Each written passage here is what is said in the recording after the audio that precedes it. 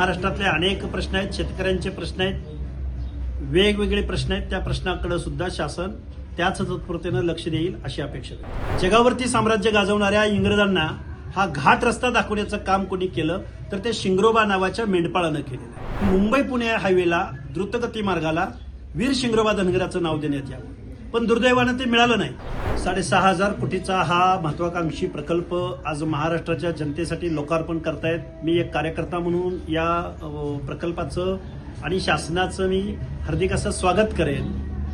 पण त्याच वेळी महाराष्ट्रातले अनेक प्रश्न आहेत, शेतकऱ्यांचे प्रश्न आहेत, वेगवेगळे प्रश्न आहेत. त्या प्रश्नाकडे सुद्धा शासन त्याच तत्परतेनं लक्ष देईल अशी अपेक्षा आहे. खरं तर नाव देण्यावरून वेगवेगळी मागणी होत आहे. आपण काय म्हणता? बघा, मिसिंग लिंकला खरं नाव कोणाचं द्यावं ही जर महाराष्ट्रातल्या जनतेची भावना असेल तर ते वीर शिंगरोबा धनगराचं देण्यात यावं. जगावरती साम्राज्य गाजवणाऱ्या इंग्रजांना हा घाट रस्ता दाखवण्याचं काम कोणी केलं तर ते शिंगरोबा नावाच्या मेंढपाळानं केलेलं आहे. मिसिंग लिंकला शिंगरोबा धनगराचं नाव देणं म्हणजे शिंगरोबाला खरं तर नैसर्गिक न्याय भेटेल आणि सर्वसामान्य माणसाला अपिलिंग असणाऱ्या शिंगरोबा धनगराचं नाव मिसिंग लिंकला द्यावं ही महाराष्ट्रातल्या सर्वसामान्य जनतेची, माणसांची भावना आहे.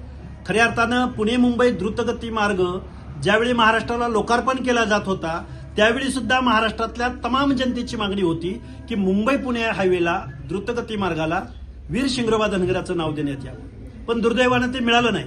पण आता खऱ्या अर्थानं जर शिंगरोबा धनगर, त्यांचं त्या घाटातलं मंदिर, तिथनं जाणारे येणारे सगळे सामान्य सर्व ड्रायव्हर, जनता खरं तर त्या घाटामध्ये शिंगरोबा धनगराच्या मंदिरामध्ये एक नाणं टाकून पुढे जायचे.